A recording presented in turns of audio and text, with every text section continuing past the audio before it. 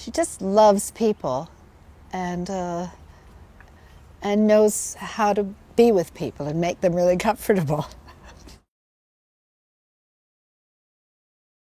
She's probably a little too loving and too friendly and gets herself in trouble that way.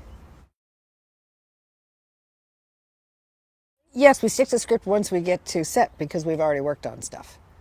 So, but there is some playing around. You know, I definitely feel that I can play with it on the set. You know, Eugene and I have a good long history where, we're good friends and he lets me get away with it.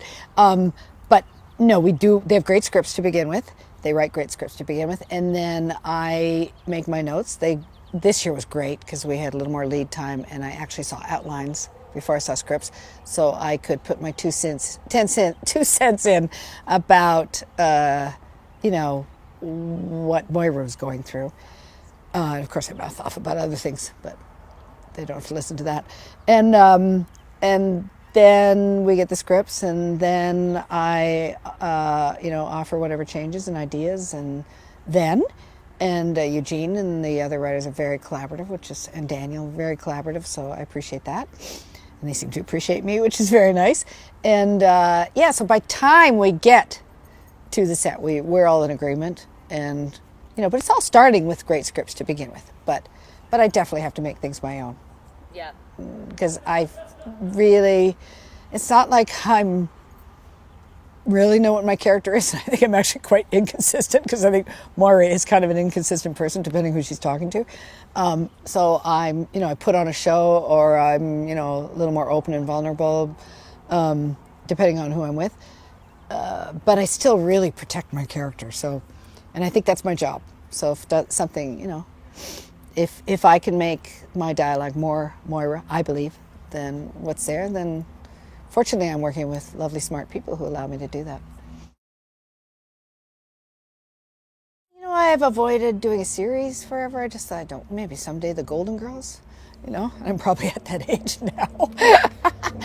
Something I would always say that when I was in my 30s, where I was like, do you want to do a series? No, maybe a Golden Girls someday. That's a great show. Older women, sure. And you want to be in the same place every week. And, it's like going to the office. I always thought doing a series was like going to the office, the closest to a 9 to 5 that an actor could have, and they know if the series is successful, they know where they're going to be and what they're going to do. But it's never appealed to me. And, and then, I've done jobs here and there, and I have a teenager and a son who just turned 21 yesterday, and I've always wanted to be home with my kids and be the mom I'm supposed to be. So, I've said no to a lot of work, and it's all been worth it to be with my family. And then Eugene, did the pilot. Eugene and Danny were doing this pilot, and they asked me to do it. And I said, well, I won't be doing the series. And they go, I know, you should get someone who's going to do the series. And anyway, it's way too long an answer. I resisted, is what I mean to say, is I've resisted doing a series forever, and I resisted this, even though I love Eugene. And then, then he calls me and says, oh, CBC's buying it, and we sold it to CBC, and we're going to shoot it in Toronto. And it got down to, we'll shoot it you can go to your cottage on weekends and get your cottage ready in a way that you've never been able to up north while you're shooting, and you've got family here, and you can do whatever you want with this character.